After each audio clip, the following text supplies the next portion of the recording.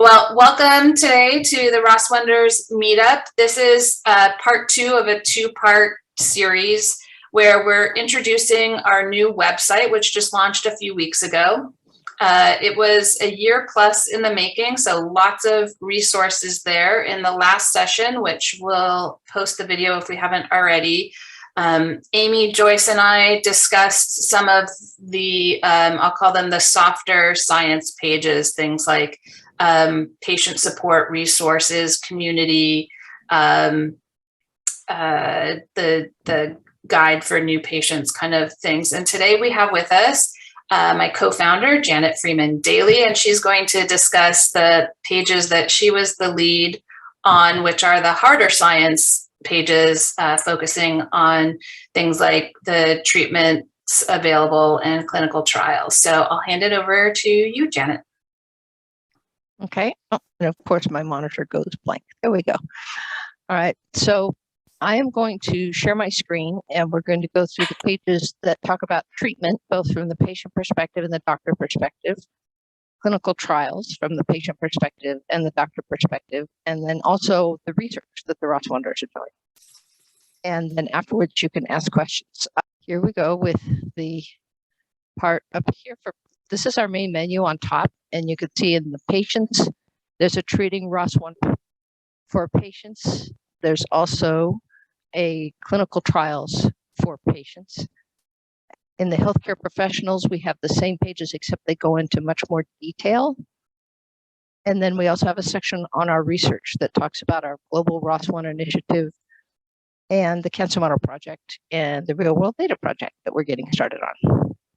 I'll try and paste this so we get through all of them. Janet, yes. Your audio, we can hear like the wind. I don't know if you might pull the mic a little further away from your mouth or something. Thanks. Is that better? Yeah. Okay, sorry. Still getting used to this headset. All right, so come on screen, don't do that. So let's go to the treating ROS1 for patients. As Lisa described last time, all the pages are organized with sections, and then up on top are links to take you to the various sections. So for the page for treating ROS1 cancer for patients, it's kind of an introduction to what ROS1 is and what the general concepts are for treating, but we don't get down in the weeds with like how many patients responded in the clinical trial or any of that. We have a frequently asked questions section, a what to ask your oncologist, and current treatments for ROS1, just a top level. So in the frequently asked questions, the reason for this is because a lot of patients may find themselves with an oncologist who's never seen another ROS1 patient and may not have some of the background. So hopefully this will help answer some of the top level questions that come. What is a ROS1 targeted therapy? How effectively do these targeted therapies, also known as tyrosine kinase inhibitors or TKIs, treat ROS1 cancer? Who should take a TKI? How do you know if the TKI is working? Can a TKI cure metastatic cancer? And unfortunately, the answer is no, but there's some of us that have been out on a TKI for a very long time and doing okay. And can you be cancer-free when on a TKI? And I just want to cover this because it's kind of important. Being cancer-free means there's no cancer in your body. We have no way to say that. When you have metastatic lung cancer, the cancer is already known to be in the bloodstream and or the lymph system, which means it can go anywhere it wants in the body. And cancer cells are very small, so we don't know, we can't really see them. The only way for detecting them is with scans or possibly with a liquid biopsy. And you have to have enough cancer to be able to be visible.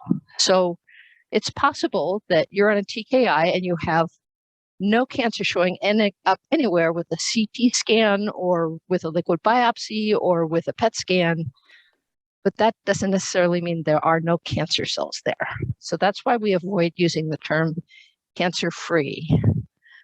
We do use the term no evidence of disease because there's nothing that we have for measuring disease can detect it. That's kind of an important point. So does anybody have a question about that? I can't see you, so you're just going to have to speak up.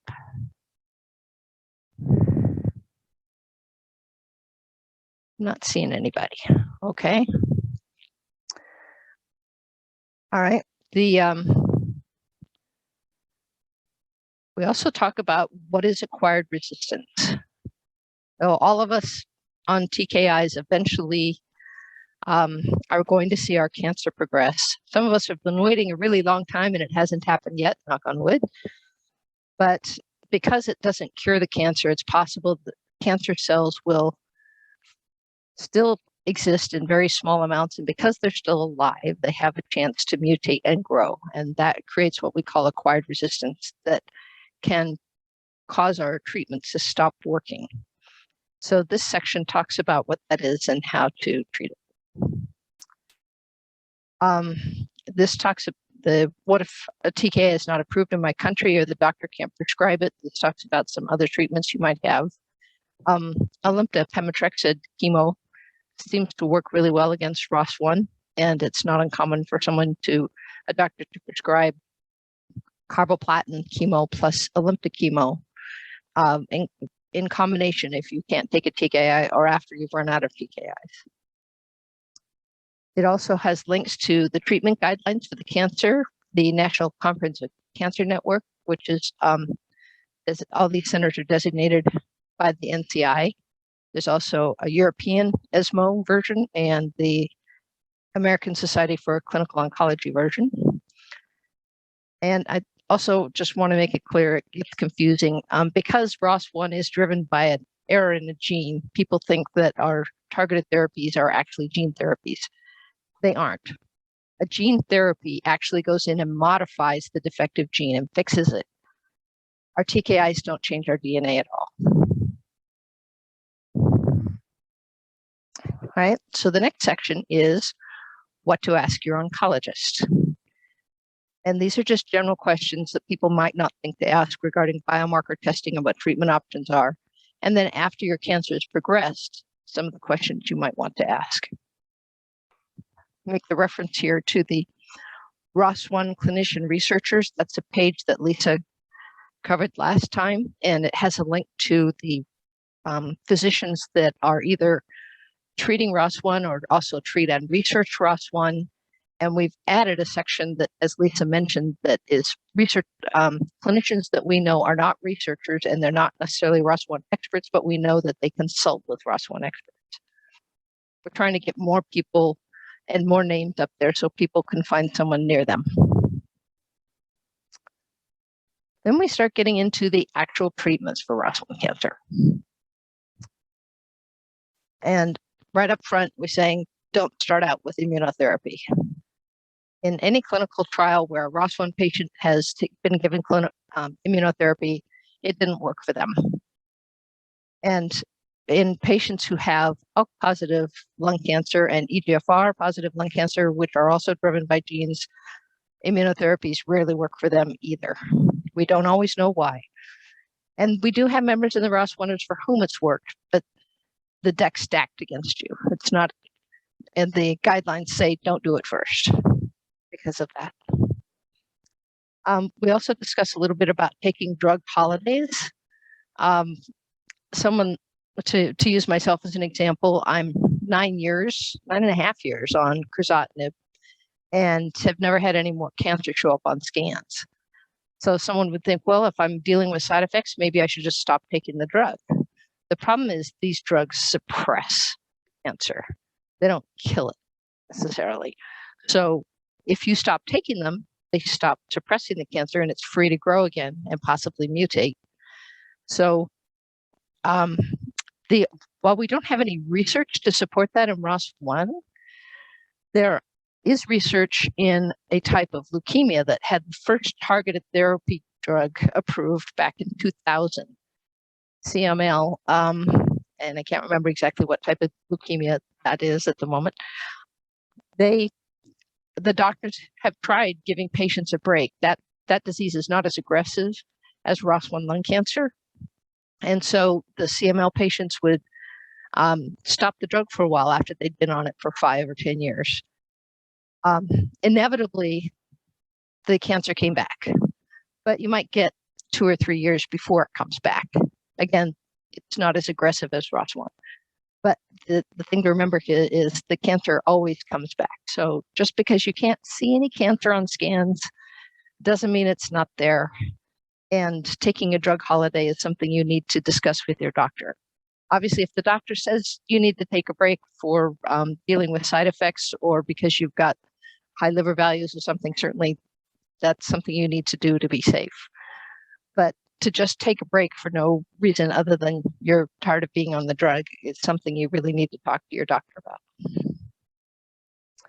So this section goes into first-line treatment options. Very briefly mentions early stage cancer because right now TKIs aren't prescribed for early stage cancer, but they're just starting to for EGFR lung cancer. So we'll see where that goes. Those of us, the rest of us in this group are pretty much metastatic cancer. And it very briefly lists what drugs are available or approved. Specifically, if you've got cancer in the brain, if the fact that we tend to get more blood clots is mentioned here. And then we go into, once you have acquired resistance and you go into second line treatment, it talks about some of the treatment options and things to look at. There's also a big warning here. Not all TKIs developed for ALK-positive lung cancer work for ROS1 positive lung cancer. One of them specifically does not, that's alectinib. A couple others, brigatinib and ensartinib, have been tested in clinical trials, but their results are nowhere near what we get with entrectinib and crizotinib. So don't start with those drugs. They are sometimes options when people can't access a second line drug, but there's not a lot of data to support it. Then we also mention clinical trials, and then that links us over to the other page. It also refers to the coping with side effects page that Lisa covered and more about treating ROS1 cancer. So now I'm going to click on this link to go to the TKI trials. Participating in a clinical trial is the page for patients. And this is top level. It talks about what is a clinical trial, what it can and can't do, the phases of clinical trials, helping you to decide whether or not you should join a trial. And it has here a list of questions you should look at before joining a trial. And then the link goes to the page for the physicians that goes into what specific clinical trials are available for ROS1. Cindy, did you have a question? No? Nope, I was just going to say, just a wonderful site. I love this. Oh, thanks. A lot of effort went into it. A lot of feedback from the group about the kind of questions people had went into it, and I hope we captured most of them. Seems like Right. it would actually be helpful for, entry level cancer questions, regardless of type. Is there a way that we link this back through some of those early cancer discovery sites? We have a section under for patients on the guide for patients, and we could put links to that down here at the end where it says guide, help, and support. But there are, I mean the other way around, Janet, so that those sites link to ours. well, there are sites that are starting to do that, and Okay. the pharmaceutical firms that make drugs for ROS1 are including links to our website in their materials. And Longevity is going to be making a page about ROS1 with links to it, and several other sites are doing so also. So as our name gets out there and people realize that we're a reliable source of information, they're adding the link. Is that what you meant? Absolutely, and fantastic. Okay. Now, we're benefiting from having a good reputation. The doctors seek us out now, which is kind of cool. And if I'm looking off to the side, it's because I have two monitors and I'm getting myself confused. All right, so now let's go to the healthcare professional pages. I'm going to go to clinical trials first, and then I'll jump to treating. So here is the more detailed page for clinical trials. And it talks a little bit about the number of trials out there. And we don't list every single trial available. Renee Parker and I tried to do that. And while we were in the middle of updating the page from one day to the next, 3 new trials got listed, and we realized that there's just no way we could keep up with all of them. So what we've done is listed the ones with the TKIs that we know are currently in trials, that are ones that are people most likely go to for a second line, but there are also other trials using different drugs. Some of them are chemotherapy or other options. And we'll be adding to this list periodically, but these are the critical ones. When you go to this, if you want to find more information, see this column here with clinical trial.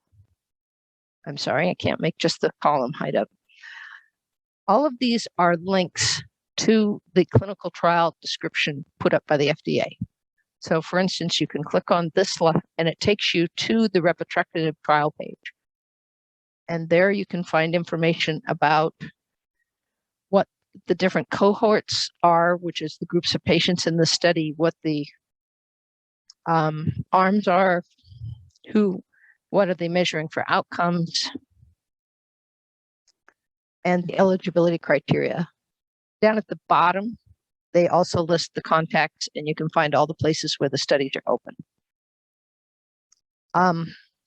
We are getting information directly from the trials for the new drugs for taletrectinib and Nuvalent as they open new sites, but we decided not to try and list all the sites on here because I'd be updating this there every week. And I know from experience, I'm not good at keeping it updated. So there's also more information about the drugs here. All of these links on the names of the drugs go to the page where they talk about treatments that has more descriptions about the drug. So I am now going to go to that healthcare professional page about treating ROS1. How are we doing? 220, okay. So the treating ROS1 cancer is for healthcare professionals. It's certainly patients can read it, but it starts using more of the jargon that the professionals use in order to keep it short. So the sections are an overview of what ROS1 cancer is, the treatment algorithm for dealing with it, listing of effective ROS1 TKIs, the TKIs that are less effective, which I talked about also on the patient page, and then what treatments are available other than TKIs. And then down at the bottom of the page are all the references so that you can go and see what information has been provided about that drug, most recent articles. So in the overview, we specifically talk about what ROS1 is, about the gene fusions creating the aberrant protein, and the aberrant protein makes the cell act like cancer. And there's a few key points here. The TKIs are the preferred first-line treatment. And the difference between this page and the patient page is that this gives the doctors the references for backing that up. We talked about stopping a TKI as we did on the patient page, acquired resistance, but this goes into the actual details. So for instance, this is a representation of the ROS1 protein. And this shows the locations where that protein gets changed when we get acquired resistance. And those changes interfere with the drug binding to the protein, which is why it stops working. Or in some cases, it interferes with how well the drug works. If you have these types of acquired resistance, they are on the ROS1 protein, and so they're called on-target resistance.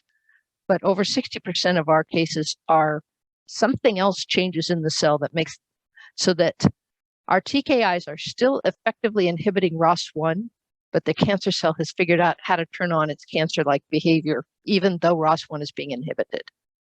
And that's what the acquired resistance, off-target acquired resistance is. And we don't have effective drugs for treating that. We've also, it mentions also that we've had some people now starting to transform from non-small cell lung cancer to small cell. And there have also been some ROS1 cancers that started out as small cell. Again, we mentioned talking about not using the term cancer-free because we don't want to give people the idea that their cancer is completely gone. And then also, as I mentioned, ROS1 is a gene fusion. The ROS1 gene swaps DNA with another gene. There's over 20 different genes that are known to do this so far. This is a link to a page on My Cancer Genome where you can get more information about that. So far, the initial evidence is that the type of gene fusion doesn't necessarily affect how well the TKIs work, but we just don't have a lot of data. We also mentioned that there are ROS1 fusions in other cancers besides non-small cell lung cancer that respond to ROS1 TKIs, but it's just mostly case studies at this point. So we don't have a lot of data about that. This one is pretty cool. We worked with some of our ROS1 physician, clinician researchers to develop an actual algorithm for how you should treat ROS1 cancer. So hopefully this helps people understand it a little better. If you start out with a first line TKI, and if you have progression only in the central nervous system, like in the brain or the spinal fluid, then you go over to the left box. If you have progression at one or two sites that aren't inside the brain or spinal cord, you go over to the right to this box. And if you have progression everywhere, then you come down to this middle box. And all of them, upon progression, you do more biomarker testing to find out what's driving the change. That goes back to the on-target resistance. Biomarker testing will help determine if there's a type of on-target resistance. And if there is, then you can try some of these other TKIs if you have the right kind of on-target resistance. But if you don't have on-target resistance, then usually you go to chemo or a combination of a chemo and a TKI, or possibly a clinical trial. So the purpose of this table is to allow the doctors to see how effective the TKIs are compared to chemo. This column here, the ORR, that's overall response rate. That is how many people out of everyone in the trial responded, what percentage. You see here, for all these drugs, it's around 60 to 70%. Actually, in one Asian trial, it was 80%. And that's huge because the response rate for chemo is 20%. That's why TKIs are our first line of treatment. Then it goes down and talks a little bit about each of these. Then it also talks about second line TKIs and when you might use them and the trial results. Mentioned again those ALK TKIs that are not as effective. And then what treatment options there are other than TKIs. And this also mentions the if you have a limited area of resistance that develops, that you can sometimes zap it with radiation and stay on your TKI. There are some TKI combinations. Some of our members have developed resistance that's based on a gene called MET or a fusion in RET. I think someone's even had an ALK, and they've looked at the possibility of combining TKIs, or you can go with chemotherapy. Again, and this section gives the doctors the evidence why they should do immunotherapy as a first-line treatment.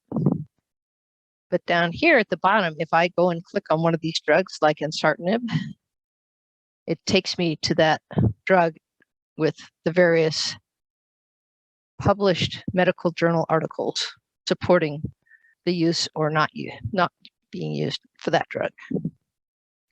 So there's a lot of them here. They also have a section, we also have a section talking about the types of resistance and immunotherapy. And this got reviewed by all our doctors, so that was cool. All right, so I've covered the section for patients and for healthcare professionals.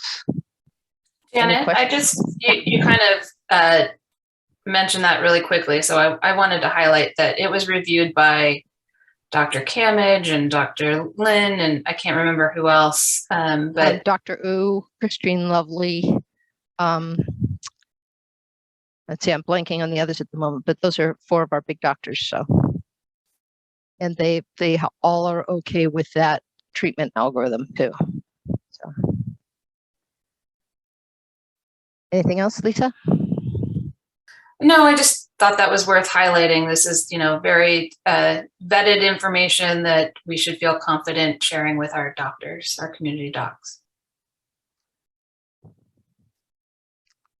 Okay. All right, so those were the sections talking about treatment and clinical trials. The other section I'm going to talk about is actual research that the ROS1ders are helping to do for ROS1 cancer. The overall part of it is the Global ROS1 Initiative, and this graphic kind of talks about the different aspects.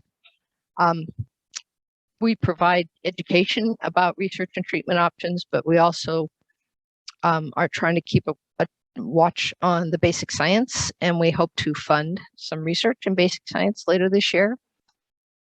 We're working on real world data, which is data that is collected after a drug is approved, out being used when the drug is being used in the community. We're keeping a track on the different drugs that are out there and trying to think about treatment sequencing, which is a big problem for us because we're not a big enough cohort to actually do a clinical trial for that. Although there currently is a clinical trial that's looking at whether there should be entrectinib or crizotinib should be first line. And then there's survivorship, talking about the side effects, etc. All of these things are of interest to us and are our research priorities. But we don't have enough time or money to address all of them. So we are addressing some in specific. We're trying to primarily work on bringing together the global ROS1 community to try and talk about what to work on and coordinate things. But we also have our ROS1 cancer model project and our real world data project. And if I can brag on us a little bit, we also have, I'm going to jump to this, some publications that the ROS1ders have their name on because we contributed to them, which is kind of cool. And we've done conference presentations and posters. So we are active in research for ROS1, which is nice. So first, I'm going to go to the cancer model project. Oh, down here, we also have several organizations that are collaborating with us on research. So we're throwing ourselves into this. So the ROS1 Cancer Model Project has sections in this. We talk about what is a cancer model, how do the models help researchers, are specifically about our project, and then how can you get involved? And just so you know, a cancer model takes the living cancer cells out of a human and then transfer them into either making a cell line that ends up looking like a fluid like this, or you might put it in an animal model. There are other types of models also. But essentially what this gives researchers is a way to study how living cancer cells behave and react.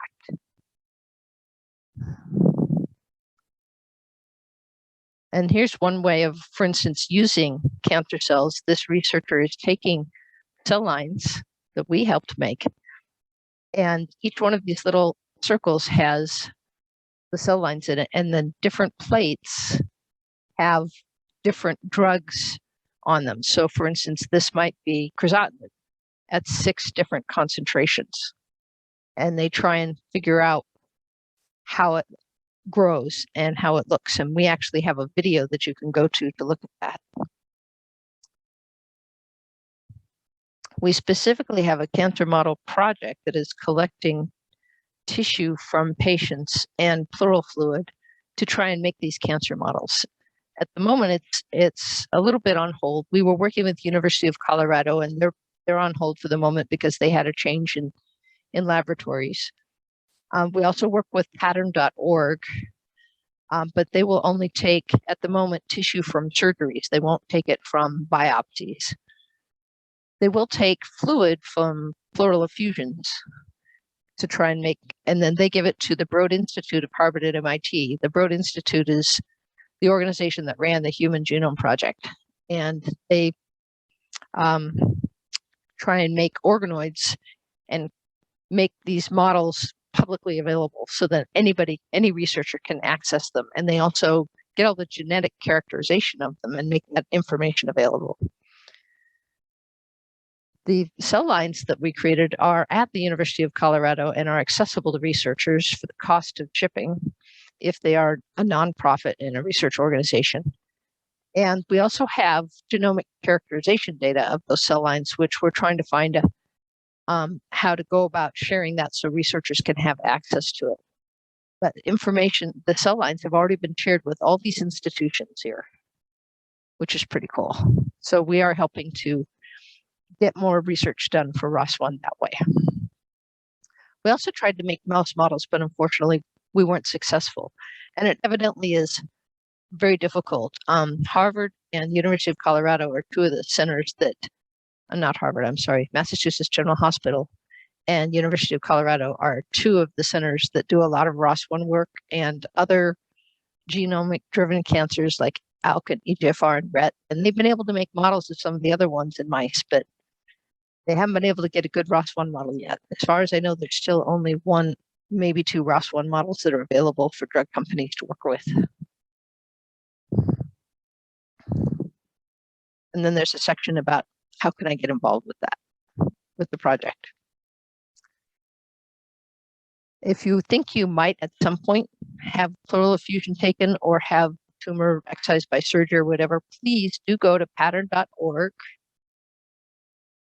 You can register to participate in the project, and you don't have to be having surgery anytime soon. You can just be in the system. And then when you have an upcoming procedure where there's going to be live tumor cells collected, contact pattern.org and they'll talk to your doctor and take care of all the details. It's pretty handy. Going back up to the top here. Our other big drive right now is the Real World Data Project. So that talks about the need for real world data, what our particular project is, and tells people how they can participate. And then at the end, there's a list of all the real world data terminology, which is a whole area unto itself. Essentially, real world data uses all sorts of different types of data to try and get information about how a disease is behaving and how the patients do and what kind of outcomes they get in response to treatment and any issues they're having.